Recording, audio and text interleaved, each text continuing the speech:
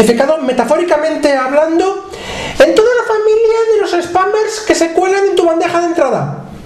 Le hemos querido preguntar a nuestro experto en redes sociales y web 2.0, Jesús Ramona, más conocido como Jesús Ramona, su opinión sobre esta práctica. Vamos a escucharla. Efectivamente, Juan José, nos encontramos con Jesús Ramona. Bueno, señor Ramona, ¿sabe usted qué es el spam? ¿Tú, Concha, con quién te crees que estás hablando?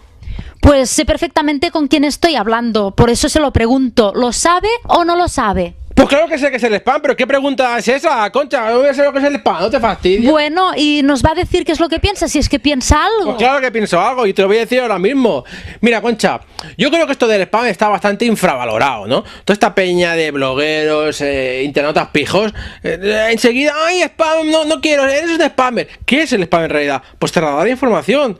Coges la información del punto A y la pasas al punto B. ¿Qué hay de malo en eso? Por ejemplo, mira, una cosa que es curiosa. Los correos estos que te dicen alargue su tranca 18 inches, por ejemplo, ¿no? Pues mira, un caso concreto. A tu novio, por ejemplo, esos correos le irían bien, ¿verdad? ¿Concha?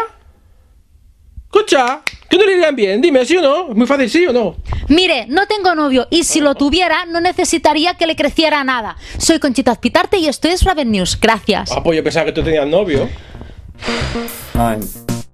Guten Tag. Guten Tag. Nein. Ah, mira, Concha, ahora me entra, a ver, me entra un correo del banco pidiendo que actualice mis datos. Esto, mira, fíjate, muchos internautas y muchos blogs y muchos pijeros de estos dirían que esto es spam o phishing. Ah, espera un momento. Que no tiene mi banco, que quiere que me haga cliente nuevo. Pues claro que sí, hombre. Si esto es genial. Sin salir de mi casa, me hago cliente. Ahí está.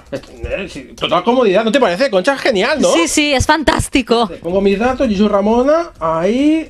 Y ya lo tenemos hecho. Yo no entiendo cómo hay gente que a esto le dice que es spam. No puede ser, no entiendo. Sí, es que hay gente un poquito tonta. Claro que tonta, mira. Pues, sin salir de casa, tú. Fantástico.